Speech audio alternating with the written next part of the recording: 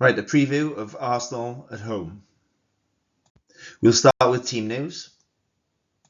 Merino and Dowman are both out with ankles. Odegaard and Havertz have late fitness tests.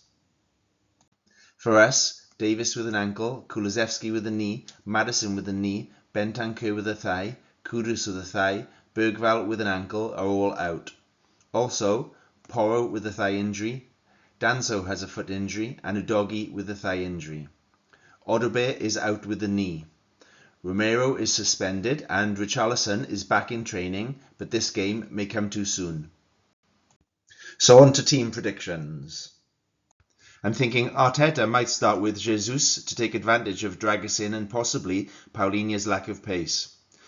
Due to Madueke starting the last few games, I'm wondering whether he starts Saka on the right, although Saka did go off with an injury against Wolves.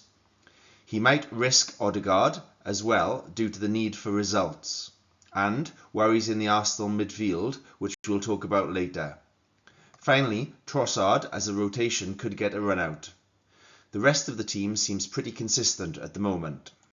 I think Tudor will go with what he knows works. That's 5-2-2-1. He knows Moani and he might prefer him over Solanke on the break. And Solanke had a bit of a rough week with a throat issue, so he might use this as an excuse. Although there's every chance he could go two up top in both Moani and Solanke and give up all hope of possession. I've gone for Tell due to his attacking threat on the break. Sousa might get a start due to his left foot, a risk considering his age and Premier League experience.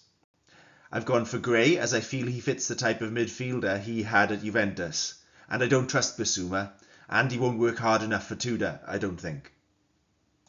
Another option would be to move Gallagher forward with Sarr in centre midfield. You benefit in work rate but lose the goal threat in terms of Tell.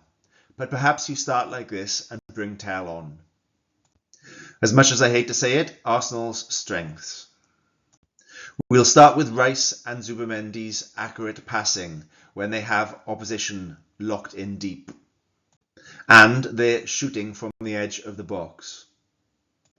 Obviously we'll mention the threat of Saka first, but they have a number of impact players which we know oh so well. Eze might get a start considering his last performance against us. And another obvious one, their set pieces. If we play three at the back, then they'll have overloads on the wings with their attacking wing backs and an extra man in the middle to dominate. Their creativity in the middle. Odegaard is vital in forward areas with Eze as an option. They've recently tried Saka and Havertz as the number 10 in there. Deep-lying creativity comes from Zubimendi and Rice, who I don't rate, but he often surprises me.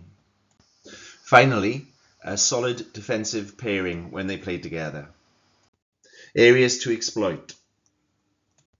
Pressure Zubimendi. Rice does push forward, and I hate to say, often with an end result. However, this does leave Zubimendi alone in there, and he doesn't seem the quickest. And if we play three at the back, we will have 5v4 in central areas on the break. They do play with a high line and attacking wing backs, and after their last game where we were embarrassing, they could get overconfident, which leads me back to Moani and Tell on the break. In their last game against Wolves, they played Saka and then Eze as a number 10. This weakens their midfield defensively, and I feel this contributed to Wolves' goals. So if Saka or Eze is the number 10, we have a hope of outpowering them. Mosquera has an error in him, so any injury in that central defensive partnership will be very welcome, though Hincapi could cover there to prevent Mosquera coming on. Corners and long throws are also an obvious threat from us. This has been a preview from Dear Tottenham Hotspur. Visit our website for more previews, reviews and thoughts. Yours sincerely and faithfully, come on you Spurs!